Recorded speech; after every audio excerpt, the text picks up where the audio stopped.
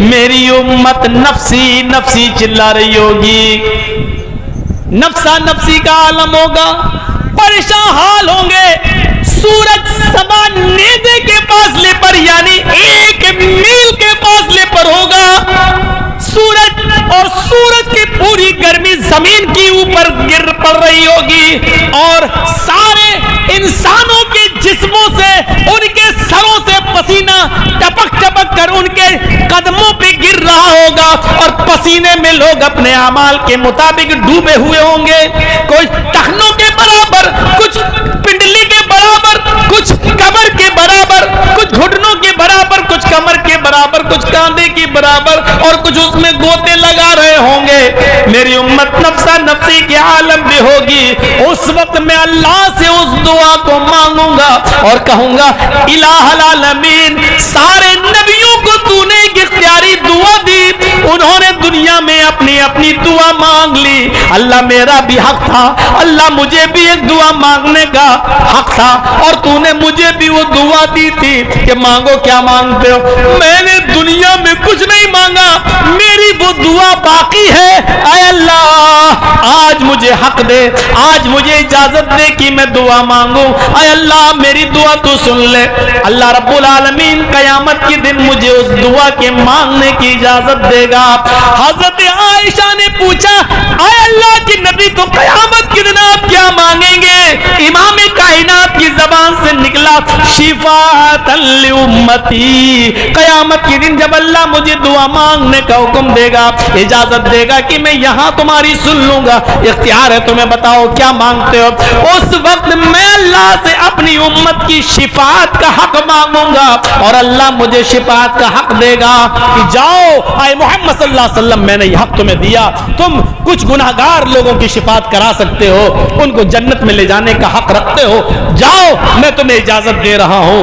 یہ امت کے لیے رحمت نہیں تو اور کیا ہے۔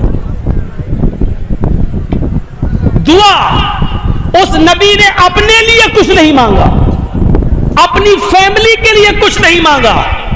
آپ دن بھر جو محنت کرتے ہو کس کے لیے کرتے ہو؟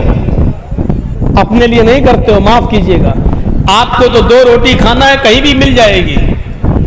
آپ جو صبح سے لے کے شام تک محنت کرتے ہو، آپ کو اپنے سے زیادہ اپنے بیوی اور بچوں کی فکر ہوتی ہے، اپنے سے زیادہ اپنے بیوی اور بچوں کے لیے آپ کماتے ہیں، ان کے فیوچر کے لیے۔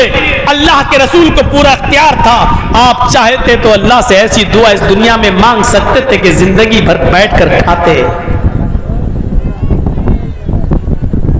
صفا اور مروہ کے پہاڑ سونے کے ہو جاتے،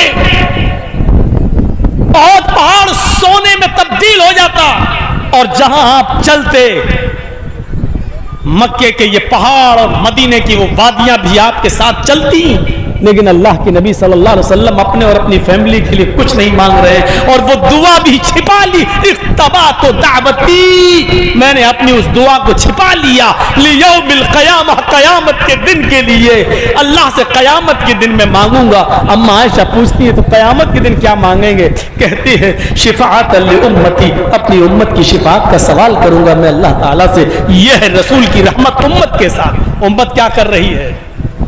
فجر کی نماز میں دیکھ لیجئے گا اس امت کا کیا حال ہے۔ مولوی جرجیز کی پوری تقریر سننے کے بعد مسجدوں کا جائزہ لے لیجئے گا، صبح فجر کی نماز کے ٹائم پر آپ کی مسجدیں بتا دیں گی کہ آج کے اس جلسے کا کتنا اثر ہوا ہے، کتنا اثر ہوا ہے۔ یہ صورتحال، یہ نبی اکرم کی رحمت۔ آؤ ایک اور نقشہ دکھاتا ہوں رحمت کا، امت کے لیے رحمت، ہمارے آپ کے لیے رحمت۔ کتنا مہربان تھے وہ رسول ہمارے اور آپ کے اوپر، کبھی غور کیا؟ معراج ہوئی، سفر معراج پہ گئے، براق کے ذریعے، اور اللہ تعالیٰ نے وہاں نبی اکرم کو ایک تحفہ دیا۔ تحفہ کیا ملا؟ 50 وقت کی